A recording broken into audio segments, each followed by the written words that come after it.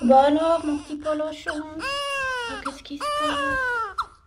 Pendant des mois, le bébé de la biennoise Célina Jubin pleurait jusqu'à 7 heures par jour.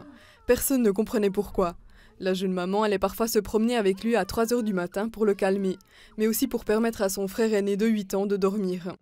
Si je devrais le résumer en un mot, c'est de l'impuissance, tout simplement. Parce qu'on essaye de tout faire, mais justement, vu qu'il ne parle pas, c'est un peu compliqué. On se sent impuissant. Et ça m'arrivait des fois de le laisser pleurer 15-20 minutes parce que j'avais juste besoin de respirer un coup pour pas péter un plomb, comme on dit en bon français. Le centre de puériculture du canton de Berne l'a soulagé un peu. L'offre de consultation Pleur Bébé s'adresse à tous les parents qui cherchent des conseils ou du soutien. Pour Myriam Roth, beaucoup n'osent d'abord pas demander de l'aide. Ce qui est hyper important, c'est aussi que les parents en parlent au pédiatre pour exclure tout problème de santé chez l'enfant. Et puis, il y a d'autres choses qui entrent en jeu, comme l'ambiance à la maison, la relation entre les parents.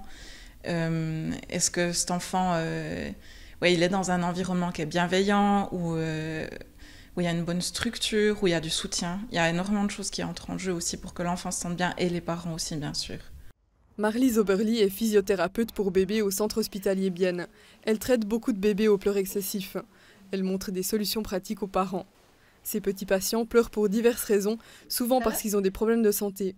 On regarde ce qui nous montre l'enfant, s'il y a des limitations dans ses capacités et si on a une tension augmentée tout en haut des cervicales, comme l'accouchement même force fortement sur ces régions-là.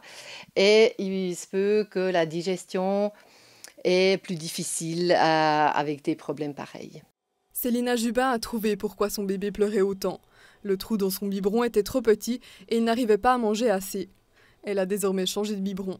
C'est vraiment le jour et la nuit, c'est un tout nouveau bébé.